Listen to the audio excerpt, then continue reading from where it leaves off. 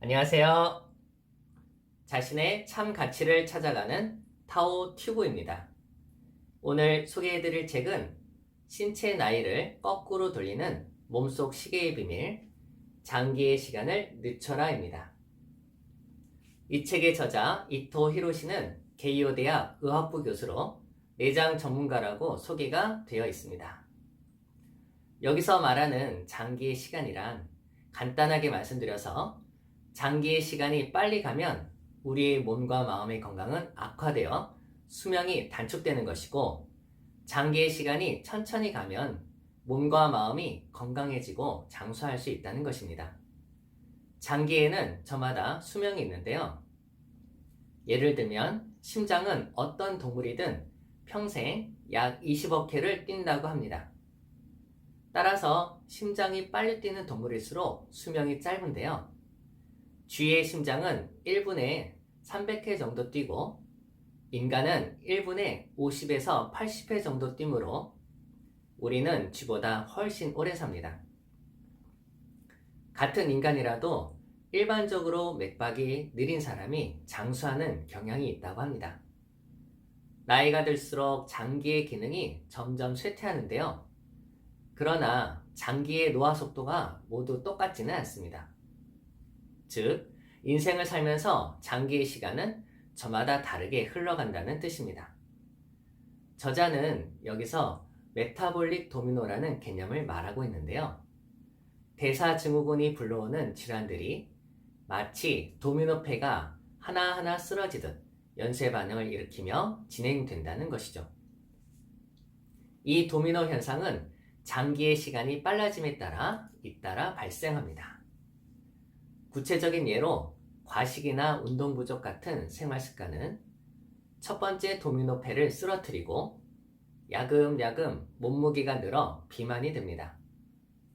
이로써 뱃속에는 지방이 점점 쌓이는데 이 내장 지방의 증가로 또 도미노가 쓰러지게 되어 인슐린의 기능이 떨어져 혈압 상승, 식후 혈당치 상승, 중성지방이 증가하고 좋은 콜레스테롤 수치가 떨어지는 이상지질혈증이 발생합니다. 우리의 몸은 모든 장기가 조화를 이루면서 활동합니다.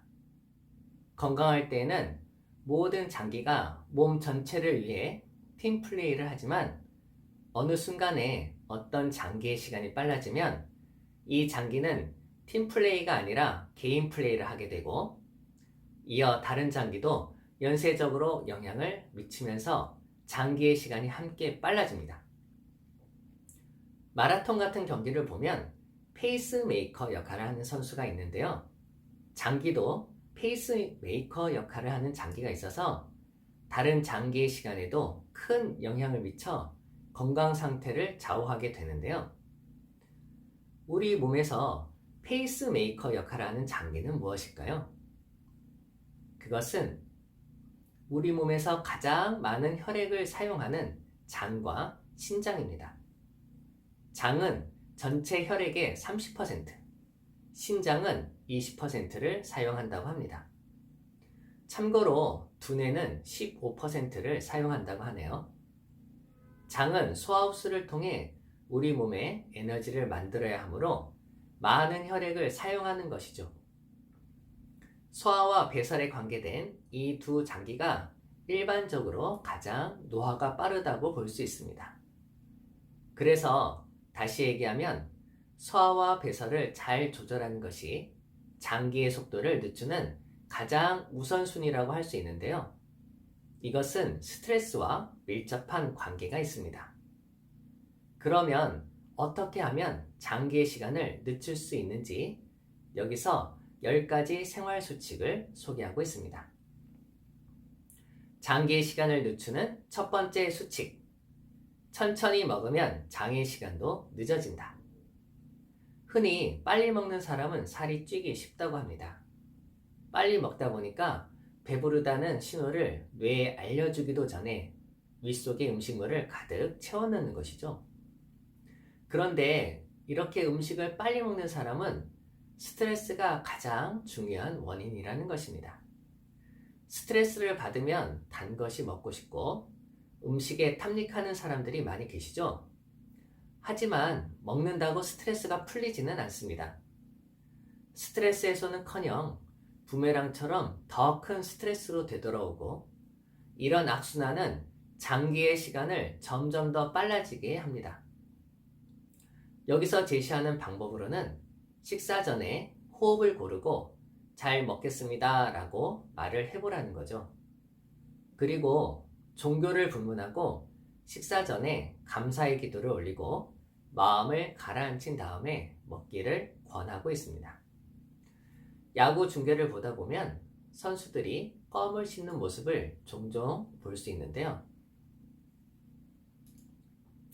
사실 조금 건방져 보이는 그런 모습이 의학적으로 봐도 껌을 씹는 데는 다 그럴 만한 이유가 있습니다. 껌을 씹는 행위는 음식물을 잘게 부셔서 삼키기 쉽게 만들고 소화액으로 소화가 잘 되기 위해 필요합니다. 하지만 씹는 행위는 그뿐만이 아니라 나의 뇌에게 지금부터 너의 뱃속으로 음식물이 들어갈 거야 라고 사전 인지를 주는 거죠. 그러면 뇌는 위와 장에게 소화액과 호르몬을 분비하라는 명령을 내려 음식물이 들어왔을 때 신속히 장에서 흡수되도록 합니다. 꼭꼭 잘 씹어 먹을수록 시간이 좀 걸리겠지만 장이 시간을 효율적으로 사용할 수 있어서 장의 스트레스를 감소시킬 수 있습니다. 그리고 이러한 뇌의 명령은 부교감 신경을 통해 전달되는데요. 부교감 신경계의 활동이 활발해지면 내장 전체가 긴장을 풀게 되는 것입니다. 요즘 잘 씹지 않아도 먹을 수 있는 부드러운 음식이나 유동식이 인기가 있는데요. 이것을 경계하라고 이야기하고 있습니다. 물도 씹어 먹으면 좋다는 얘기가 있듯이 부드러운 음식이라도 꼭꼭 씹어서 드시면 좋을 것 같습니다. 장기의 시간을 늦추는 두 번째 수칙. 밤에는 편의점에 가지 않는다. 이 말은 야식을 경고하는 말입니다. 우리 몸에는 생체시계가 내장되어 있는데요. 그곳이 바로 뇌와 장입니다. 그런데 이 두 생체시계가 작동되는 방법은 서로 다릅니다. 뇌의 생체시계는 빛을 통해서, 그리고 장은 먹는 행위를 통해서 시간을 리셋합니다. 이 두 장기가 리듬이 같으면 우리 몸의 생체시계가 원활히 작동되겠죠. 그러나 이 리듬이 어긋나게 되면 그 어긋난 리듬을 조정해야 되는 큰 부담을 지게 되는 것입니다. 그래서 장기의 스트레스를 줄여 시간을 낭비하지 않으려면 빛이 있는 시간 동안에 식사를 해야 한다는 거죠. 적어도 잠들기 2-3시간 전에는 먹지 말라고 얘기하고 있습니다. 알레한드로 융거가 쓴 클린이라는 책에서는 우리가 자는 동안에 충분히 몸과 마음을 정화하기 위해서는 12시간의 공복 시간이 필요하다고 합니다. 그러니까 저녁 7시에 식사를 하셨으면 그 다음날 아침 7시까지 공복 상태가 유지되어야 한다는 것이죠. 만약 그 시간에 공복 상태가 아니라면 자는 동안에 에너지를 몸과 마음을 정화하는 데 쓰는 것이 아니라 소화시키는 데 사용하게 될 것이고, 결국 정화되지 못한 독소가 몸에 쌓이게 된다는 것입니다. 장기의 시간을 늦추는 세 번째 수칙. 군것질을 하지 않는다. 그리고 네 번째 수칙. 공복감과 저산소감을 느낀다입니다. 공복감과 저산소감을 설명드리기에 앞서 먼저 미토콘드리아의 개념에 대해서 짧게 알아보도록 하겠습니다. 이 미토콘드리아는 장기의 시간에 아주 큰 영향을 주는 열쇠를 쥐고 있습니다. 우리 몸의 에너지원은 ATP, 즉 아데노신 3인산이라는 물질인데요. 이것은 세포 속에 미토콘드리아라는 곳에서 만듭니다. 미토콘드리아는 영양소인 당분과 지방을 원료로 삼아 산소를 이용해 효율 좋게 ATP를 만드는 것입니다. 그런데 이 미토콘드리아의 먹이가 되는 당분과 지방, 그리고 산소가 모자라게 되면, 다시 말해서 공복감과 저산소감을 주게 되면 미토콘드리아에 적당한 긴장감을 주어 자가소화작용이라는 현상이 일어납니다. 자가소화작용은 영어로 오토퍼지라고 하는데요. 오토는 자기 자신이라는 뜻이고, 퍼지는 먹을 것을 뜻하는데, 스스로 자신의 세포 속 낡은 것을 일부 먹고 처리해서 새로운 것을 만들어낸다는 의미입니다. 미토콘드리아가 이 자가소화작용을 통해 세대 교체가 이루어지는데, 이것을 통해 건강을 유지하고 장수할 수 있는 것입니다. 그렇다면 도대체 어느 정도의 식사를 해야 할까요? 우리가 적정 칼로리를 계산해서 음식을 섭취하는 것은 쉬운 일이 아니죠. 그래서 여기에서 제시하는 방법은 공복감을 느끼는 수준으로 식사를 하라고 하는 것입니다. 다시 이야기하면 약 70%에서 80% 정도만 배를 채운다는 뜻입니다. 공복감을 느끼도록 하는 것은 단순히 먹는 양을 줄이기 위한 비결만은 아닙니다. 공복 시에는 그렐린이라는 호르몬이 분비되어 좀 더 먹어 하고 명령을 내립니다. 최근 연구에서 이 그렐린이 근육과 신장에 작용해 미토콘드리아를 건강하게 한다는 사실이 밝혀졌습니다. 공복 시간을 두는 것 자체가 장기의 부담을 줄이고 스트레스를 방지하는 효과가 있는 것입니다. 다음으로 산소가 부족한 느낌, 저산소감을 느끼게 하려면 어떻게 해야 될까요? 운동을 하면 근육은 평소보다 더 많은 에너지가 필요하므로 더 많은 산소를 원하게 되는데, 이것은 근육의 저산소감 때문입니다. 적당한 운동으로 적당한 저산소감을 느끼면 혈액순환이 좋아져 근육을 건강한 핑크색으로 만들 수 있습니다. 건강한 사람의 근육은 미토콘드리아가 많은 적색 근육이 많아 핑크색을 띠는 것입니다. 운동을 하면 의학적으로 다음과 같은 현상이 일어납니다. 첫 번째, 근육이 살짝 산소 부족을 느껴 핑크 미토콘드리아를 만들어냅니다. 이것은 건강한 미토콘드리아가 태어난다는 의미로 내장 스트레스가 사라집니다. 두 번째, 혈액순환이 좋아져 몸이 따뜻해집니다. 세 번째, 심장의 맥박수가 많아져 가슴이 두근거립니다. 두 번째와 세 번째의 작용으로 혈관이 넓어지고 근육에 많은 산소를 운반할 수 있습니다. 가슴이 두근거릴 일이 있다면 운동을 안 해도 혈관이 넓어질 수 있겠죠? 대표적으로 사랑에 설레는 감정이 있을 수 있는데요. 이것은 여러분들도 경험해 보았다시피 유효 기간이 그렇게 길지 않죠. 평생에 걸쳐 이루고 싶은 꿈과 비전이 있다면 이것보다 더 건강하고 행복하게 하는 것은 없겠죠?